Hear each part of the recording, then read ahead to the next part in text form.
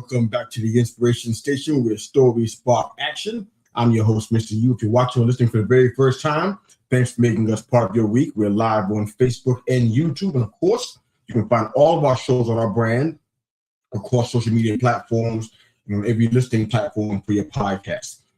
Our guest today, certified IFS practitioner, trauma coach, and the co-founder of the Brimstone Coaching Group, as well as the co-host of Live Fully and Lead Authentically. Kurt Bush is here. Kurt, how are you, man? Hey, I'm doing well. How are you? Doing well, man. Good to have you here. All right, let's go ahead and jump in, man. I love what you talk about, what you deal with your clients and the people in your sphere of influence, people who are kind of quietly fake it until they make it. We hear that so much. It's become a mantra for a lot of people, but it's like, wow, there's a cost that comes with it. Some you got personal experience in that area, man. What have you gone through regarding this, man? Yeah. I became a leader. Like, let me say, I think a leader is just someone who leads something or someone. So I think everybody is a leader, right? I think everybody's a leader. I don't think leadership is about title or role or anything like that. So I started leading in the like formal kind of corporate sense at a really young age. I didn't know what the heck I was doing. I probably didn't have any business doing what I was doing. So what I learned early on was I don't know what I'm doing, but I also can't ask for help. I also can't look weak. I also can't like have doubts. So I just have to fake it till I make it. Even though I don't feel good, I just have to keep going. That is unsustainable. Come on, man. Talk about it. I just patently reject this idea that we have to, or that leaders have to look strong or give the appearance of performative strength, or can't have doubts or can't have weaknesses. So I think that's the real heart of it, is we just don't believe we can do those things as leaders. And I just want to say, I think we can. I don't think that's what leadership is about. I feel like we get that message from somebody, because somebody could be an ambiguous they, but we get that message from somebody because it feels like your leaders have to be without spot, without blemish. They got to be perfect. But if the person who's holding expectations in their hands were the leaders, they wouldn't be able to live up to that either. So I'm like, why you want the leaders to do that? It's like it's very inconsistent and a bit hypocritical. You talk a lot about the inner critic. I want to identify the inner critic today because some people might say, oh, that's my mother-in-law or my significant other. Who is the inner critic? And why should we listen to that? Yeah, that's a good question. I was with somebody the other day who actually named their inner critic Gertrude, which I thought was really helpful, because then you can talk to the inner critic. Yeah, I mean, I think there are a lot of external critics that we can get stuck listening to, but I think the inner critic is often the loudest. And let me say, I don't think the inner critic is always bad. I think there are times where the inner critic in me is telling me like I need to learn something or I need to improve skills in some area. Like there are times where the inner critic is actually trying to help me and trying to illuminate a place of potential improvement in my life. However, I think the inner critic gets to be dangerous and unhelpful when it causes us to hide, right? So if my inner critic is telling me, like, see, I told you you're going to screw that up and you did it every time. You're going to screw that up every time, or you're going to make that mistake every time. That inner critic is going to keep me from growing. That's just going to make me hide and not do that thing again or avoid that feeling again. So I think that's the differentiation. If the inner critic is causing me to learn and grow, then that's probably okay. That's probably a helpful inner critic. If it's causing me to hide or avoid, then it's probably getting into the world of shame and getting into the world of like being unproductive for us. That makes sense. We run into, I'm sure you can relate to this. We run into so many people in business circles, personal development circles, people who are on the success journey, if you will. Yep. And we're hearing all of these chases. Well, I definitely hear all the chases to success, trying to get either the corporate ladder or the entrepreneurship summit, if you will. Is a hidden cost, I believe, involved with doing this. So I want the people who are watching, listen, who are on that success journey, I want them to hear about the hidden costs up front before they go any further. What is the hidden cost that most leaders would not admit to? Yeah, I mean, I think that's a great question. I mean, entrepreneurs just have a lot of cost. Like, it takes a lot to be an entrepreneur and to start something from scratch. It takes a lot to climb the ladder too. I always start with the question like, how do we define success, right? I mean, I think the thing that I always want to say about success is that I want to define success for me based on my inputs, not the outputs, right? So if I can measure the things I can control and I can get to the end of the metaphorical day, if you will, whatever, maybe that's a year, maybe that's, performance review, whatever it is. If I can get to that point and look back over a period of time and say, I did everything I could do. I gave them the energy I could give. I controlled what I could control. I gave the effort I had. Then I want that to be success for me. However, I think when we start chasing those things that we might typically call success, whether that's title or salary or whatever that is, that is often so much out of our control.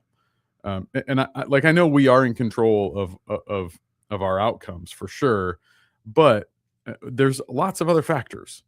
And I think the cost of that is running and striving after something that maybe we can't actually control to the point where it's being beneficial to us, if that makes sense.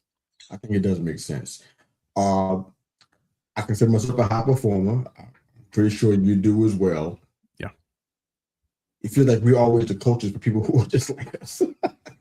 But tell me about the blurred line between survival and success.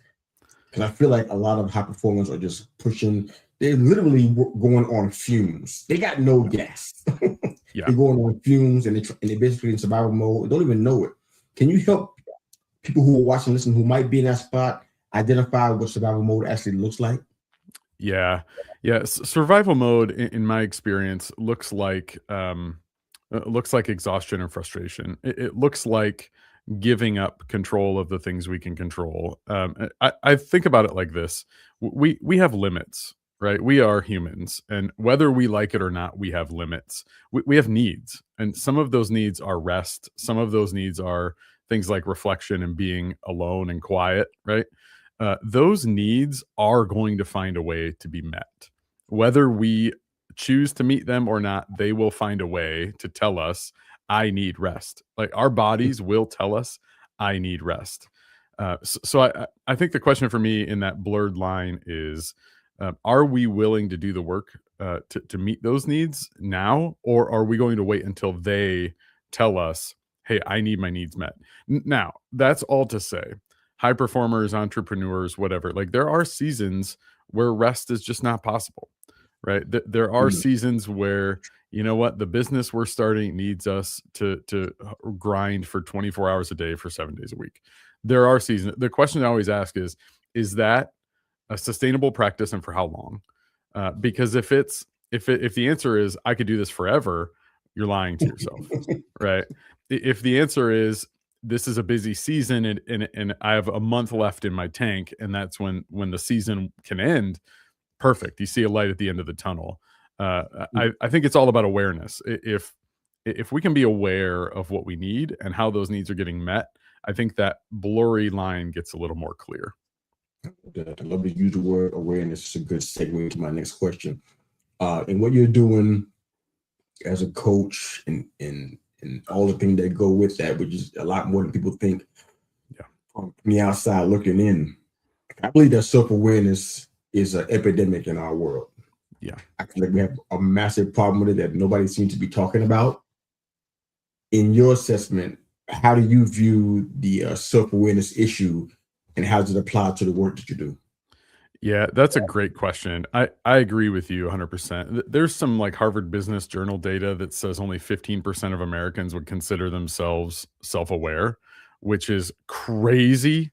Wow. Like that is just wild to me. That's a low number. Yeah.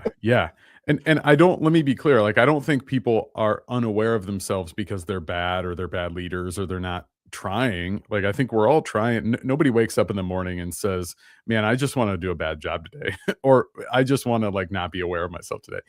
I think that the reality is, in this kind of Western work culture we live in, most people are just going so fast they don't even know how to stop and pause and be self-aware.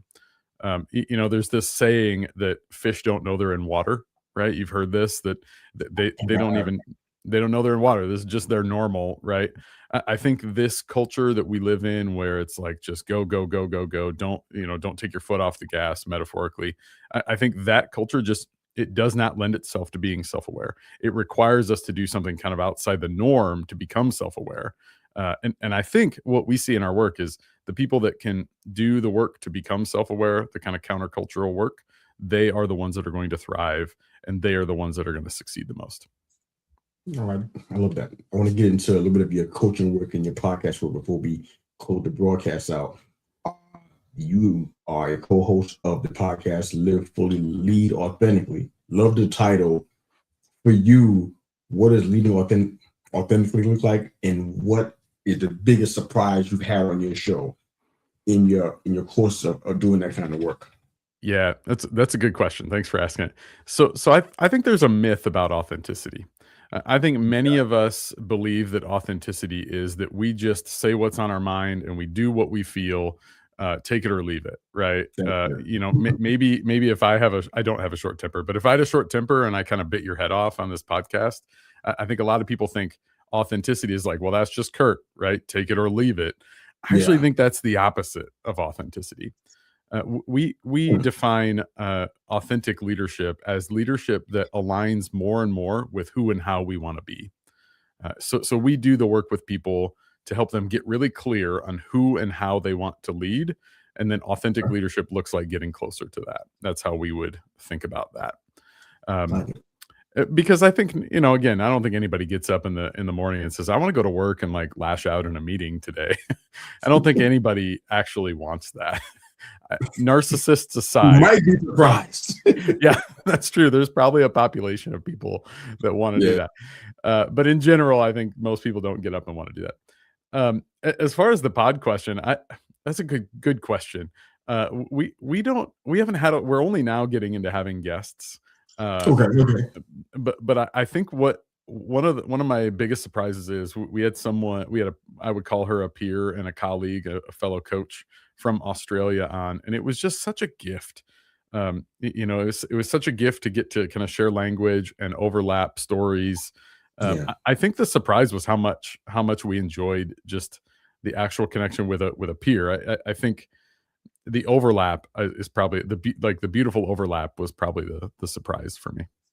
No, man, that's beautiful, man. Because I feel like whenever podcasters get together, it's something that people who are not, they won't understand the symmetry. You said the story overlaps, even the experiential overlaps. Yeah. And we have a guest that's like, we get the chance to talk about this kind of stuff on a regular basis, in some cases full time.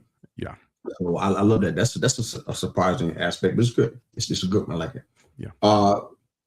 More questions if I can do that with you, Kurt. When you first realized that leadership was kind of an uneven exchange. You were giving more than you were getting, and why did you quit?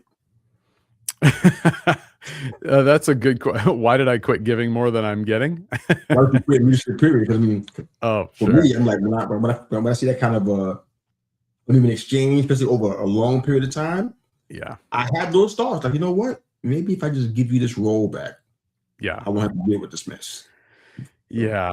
That's a good question. I mean, I'm trying to figure out how to answer. I do think leadership is an uneven exchange. I think it's a great question, and I love the way you frame it. I do think it is an uneven exchange. I think there's a deep amount of gratitude or gratification that I get from it too. Like, leading in the way that I lead, and I run a small business with a good friend of mine. Like, that is some of the most gratifying work that I can do, but it's also the hardest, right? That's the sort of uneven exchange right now for me is like, this is the hardest thing I've ever done. And when it hits and when it's on and it's fun, it's really fun and it's really gratifying. I think that the quitting part, here's what I think about the quitting leadership. I don't know that we ever get to, right? I had a season where I was a pastor. I led a church. I led a new church. And we had lots of anxious people. Starting a new church is really anxious work, and we built culture and all that kind of stuff. And we're in that right now. That's what we are. Right. That's Okay. as we speak. Yeah. Okay. Great. Yeah. Then you know exactly what I'm talking about.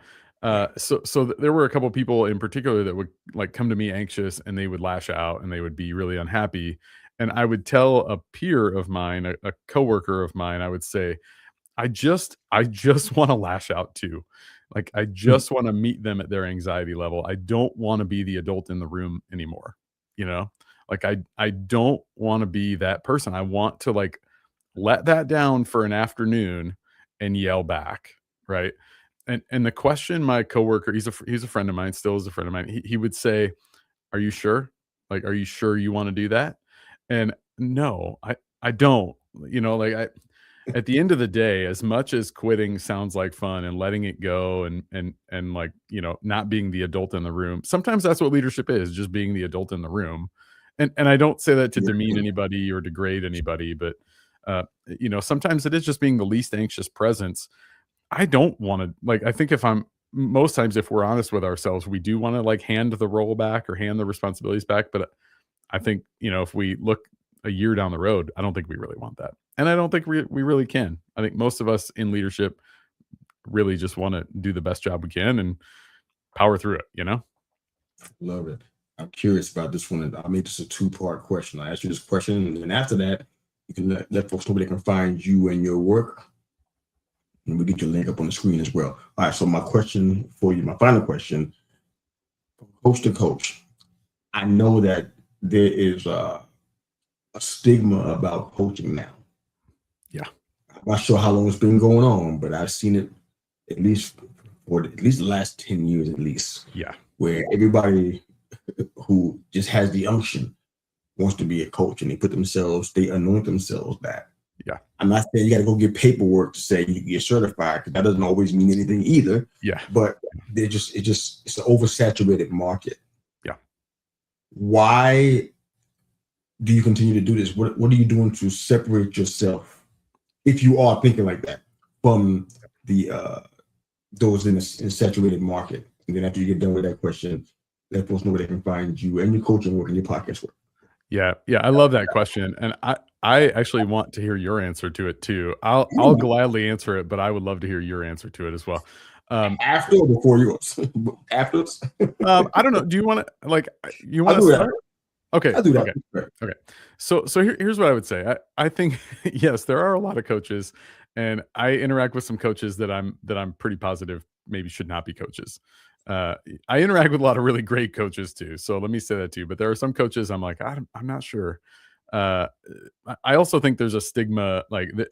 I've run into some podcasts where people have a stigma that coaching is this sort of like, man, just manifest something.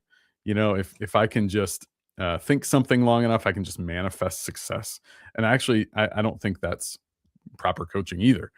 Here's what we would say differentiates Brimstone Coaching Group from everybody else, or not from those stigmas. Let me say that we don't believe that we have that we have the answer, or that we are going to prescribe the answer to people's feeling of being overwhelmed or stuck. We believe that our job as coaches is to ask the right question at the right time so that people can find the solution that's already within them. And I think that's a huge separator. I think some of the stigmas are from coaches who prescribe and direct, do this, and you'll be successful, whatever that is. I don't know that that's even possible. Rather, we would say that when someone comes to us and says, I don't think I can keep leading the way I am, I don't think my life is sustainable, we believe the answer is already in them, and that we as an outsider can ask the right question that removes whatever barrier or obstacle is keeping them from seeing the solution. That's really what separates us. How would you answer that question? I would do it right now. We'll drop this comment in here. We've got a comment from my friend Theo and Kathy, friends of the show. Says, I feel like that being a leader, we don't ever get to quit. We're supposed to actually be able to withstand what is thrown at us for the better. Yeah, basically it's that. I wish I could have a way to kind of put a nice salve on that for you, Theo, and say, hey, it gets better when I don't have one. Yeah. That's just the truth, like Kurt intimated earlier in our show. Definitely go back and hear his comments earlier in the show. You get the answer to that question for the most part. That's leadership for you. Yeah.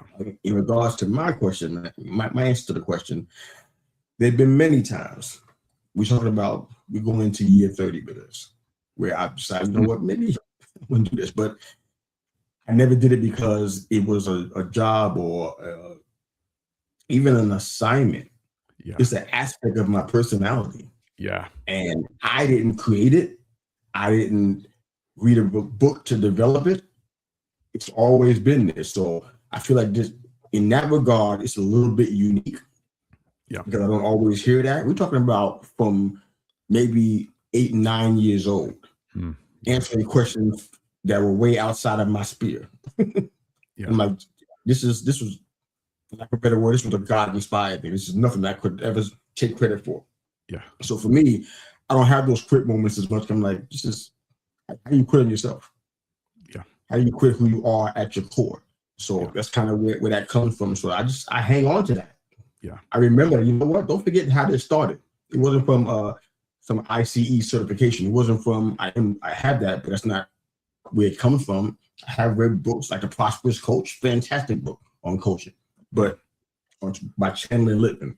But I don't lean on that. It's come from a whole different stratosphere, if you will. So yeah.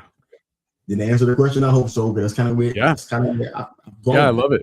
Yeah, thanks for letting me ask a question of the host. No, I love that, man. It's fun, man. Let folks know where they can find you and your work, Kurt. Love it, man. Yep. So our website is brimstonecoachinggroup.com. And on the website, there are places to book a session with either myself or Chris, my coaching partner. We give a free inquiry call where people can connect with us with no obligation, no charge, to say, hey, is our philosophy right for where you're feeling stuck? Is the coaching we do going to be helpful and fruitful? There's also links to our podcast, links to our book there as well. I love it, man. Trauma coach, co-founder of the Brimstone Coaching Group, and co-host of Live Fully, Lead Authentically. That's Kurt Busch, ladies and gentlemen. Thanks for being here, Kurt. Thanks for making us part of your week, man. Have a great day, guys. That's Kurt. I'm Mr. U. Thanks for making us part of your week. Have